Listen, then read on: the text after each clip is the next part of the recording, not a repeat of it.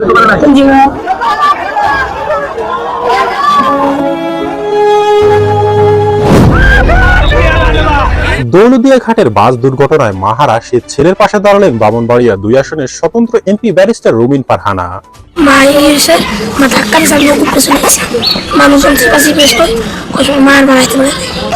আসসালামু আলাইকুম সম্মানিত প্রিয় দর্শক, ব্যারিস্টার রুমিন ফারহানা একজন ভালো রাজনীতিবিদের পাশাপাশি যে একজন উদার মনের মানুষ দর্শক, সেটা কিন্তু আবার কিন্তু প্রমাণিত হয়েছে। দৌলতদিয়া ফেরিঘাটে যে বাসটি দর্শক নদীতে ডুবে গিয়েছে, সেখানে কিন্তু অনেক মানুষের কিন্তু দর্শক প্রাণহানি হয়েছে। যার মধ্যে দর্শক উল্লেখযোগ্য একটি ঘটনা, এই যাদের প্রাণহানি হয়েছে তাদের মধ্যে সেটা হলো দর্শক একজন গার্মেন্টস কর্মী দর্শক, যে তার ছেলেকে নিয়ে বাড়িতে ফিরছিল। আর এমত অবস্থায় কিন্তু দর্শক এই দুর্ঘটনাটি ঘটেছে। আর ঠিক পানিতে পড়ার আগ মুহূর্তেই কিন্তু সেই গার্মেন্টস কর্মী তার সন্তানকে দর্শক জানালা দিয়ে বের করে নিজের প্রাণ বিলিয়ে দিয়ে দর্শক সন্তানের প্রাণ কিন্তু বাঁচিয়ে দিয়েছে। আর সেই সন্তান দর্শক মামা করে চিৎকার করে সেই দৌলতদিয়া ঘাট দর্শক একেবারে দর্শক হৃদয় বিদারক গড়ে তুলেছে।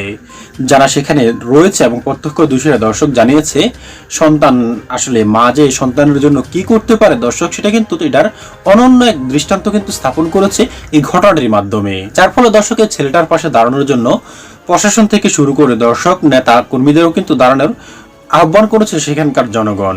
ইতিমধ্যে বেশ কিছু নেতাকর্মী কিন্তু এই সন্তানের পাশে দাঁড়িয়েছে এবং কি প্রশাসনও দাঁড়িয়েছে, যেটার কিছুটা অংশ বিশেষ দর্শক আপনারা ভিডিও শুরুতে দেখতে পেয়েছেন। এবার দেখবেন বিস্তারিত। তার আগে দর্শক আপনার কাছে ছোট্ট করে একটি অনুরোধ, আপনি যদি আমাদের চ্যানেলে নতুন দর্শক হয়ে থাকেন, আশা করি অবশ্যই চ্যানেলটি সাবস্ক্রাইব করে বেল আইকনটি অন করে দিয়ে সম্পূর্ণ ভিডিওটি কন্টিনিউ করবেন। তবেই কিন্তু এই গুরুত্বপূর্ণ নিউজ আপডেটটির একেবারে বিস্তারিত আপনি ভালো করে বুঝতে পারবেন। তাহলে চলুন সম্মানিত প্রিয় দর্শক, আগে আপনাকে মূল ভিডিওটি দেখিয়ে নিয়ে আসি, তারপরে নিয়ে আর কথা বলবো আমরা।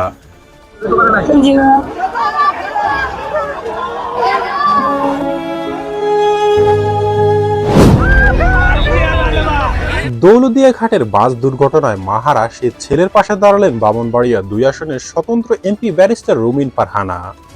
দর্শক, রাজবাড়ির দৌলতদিয়া ফেরিঘাটে পদ্মা নদীতে বাস ডুবির ঘটনায় সন্তানের প্রাণ বাঁচাতে নিজের প্রাণ উৎসর্গ করে দিয়েছেন এক মা।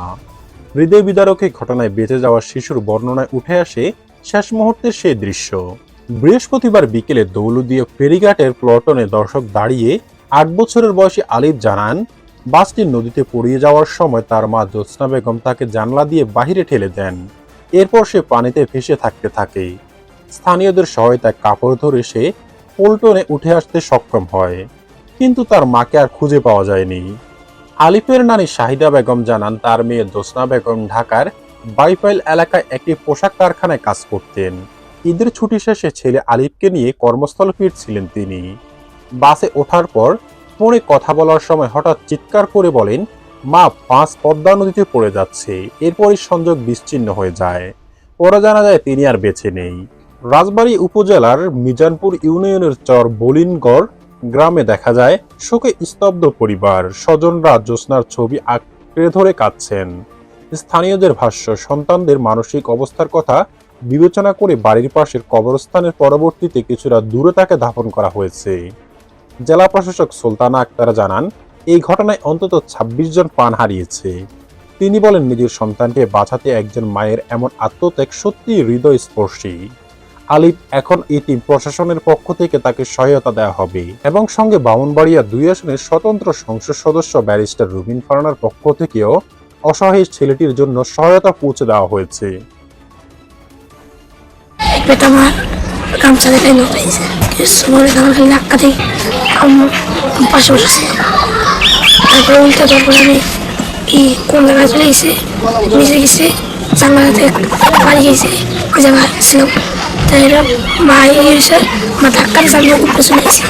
মানুষজন মায়ের বাড়াইতে পারে,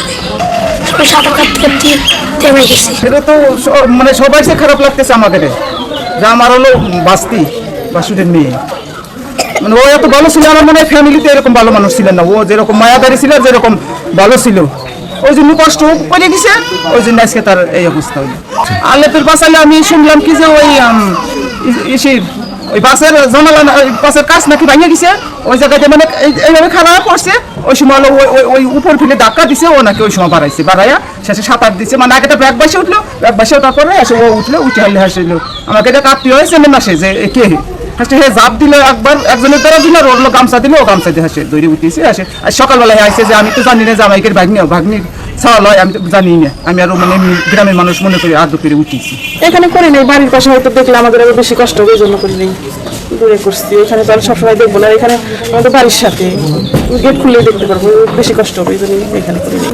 এখন বলতে কেউ নাই, আমরা আছি, আমরা থাকলেও তো আর কিছু করার নাই, আমরা তো আর ওর মা বাবার মতো করতে পারবো না, পারবো অবশ্যই, কিন্তু ওর মা বাবার মতো করতে পারবো না।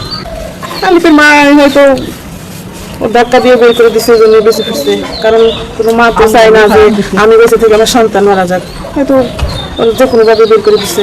আমার সাথে কথা হইতেছিল তার আড়িতেই হোস করতেছে, মা তুমি কি ঘিসে করতেছে, না মা ফেরি বলি ওই কোনা কোয়ালি করতেছে, না এই কোনা প্রতি সকলটা প্রতি খালি চিকে দিন নিরে মা, এই শব্দটা আমার কানে আনি আমার শালের কাছে দিলাম, আমরা জান দেখো তো জুসনা কাজ উঠলে আমার শাল কর মা নেট পাইতেছে না, আর ওই ঘরের ভিতরে গুলি গুলি করে চিকতে হচ্ছে, আমি একে ধরে হার মাসির কাছে চলে গেছি, আর ওর মা বাবা কেউ নাই, এখন গার্জিয়ান আমি, ওর যদি পড়াশোনার কেউ দায়িত্ব করি তা আমি, কেউ যদি কিছু দেয় তাহলে তার দায়িত্ব আমি নেব, ওর পড়াশোনাটা করাবো, আর পড়াশোনা করতে চাচ্ছি।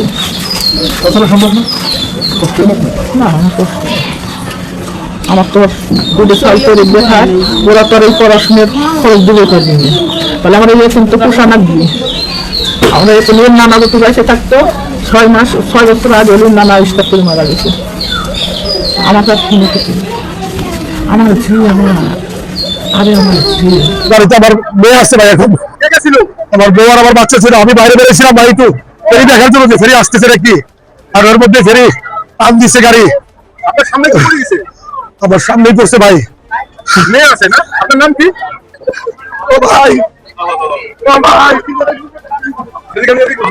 সম্মানিত দর্শক শ্রোতা, জানা গিয়েছে এই সন্তানের মা অর্থাৎ যে কিনা এই বাসডুবিতে দর্শক প্রাণ হারিয়েছে, সে একজন গার্মেন্টস কর্মী ছিল। ছেলেকে নিয়ে ঈদের ছুটিতে দর্শক বাড়িতে ফেরার সময় কিন্তু এই মর্মান্তিক ঘটনাটি ঘটে যায়, এবং তার বাবাও কিন্তু দর্শক অনেক আগেই কিন্তু তাদেরকে ছেড়ে চলে গিয়েছে, যার ফলে এখন এই সন্তান কিন্তু একেবারে কিন্তু একলা হয়ে গেছে, শুধুমাত্র তার একজন নানী ছাড়া দর্শক এই দুনিয়াতে আর কিন্তু কেউই নেই।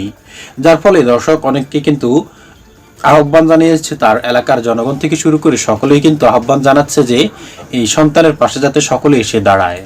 সম্মানিত দর্শক শ্রোতা, এই ভিডিও ক্লিপ এবং তথ্য আদিগুলো জানার পর দর্শক এ সম্পর্কে আপনার কি মনে হয়েছে সেটা অবশ্যই আমাদের কমেন্ট বক্সে লিখবেন, কারণ আপনাদের এই 1 লাইন 2 লাইনের মতামতটুকুই দর্শক আমাদের কাছে এতটাই অনুপ্রাণিত করবে পরবর্তীতে আরো নিউজগুলি আপনাদের সামনে তুলে ধরার জন্য দর্শক, তার জন্য আপনার কাছে ছোট্ট অনুরোধটুকু। এবং দর্শক, আপনি কি মনে করেন এই শিশু সন্তানটির পাশে দর্শক নেতাকর্মীরা এবং প্রশাসন আগিয়ে আসুক? দর্শক অবশ্যই আপনার মূল্যবান মতামতটুকু লিখবেন আমাদের কমেন্ট বক্সে। আজ এ পর্যন্তই, ভালো থাকবেন সকলে, আশা করি। খোদা হাফেজ।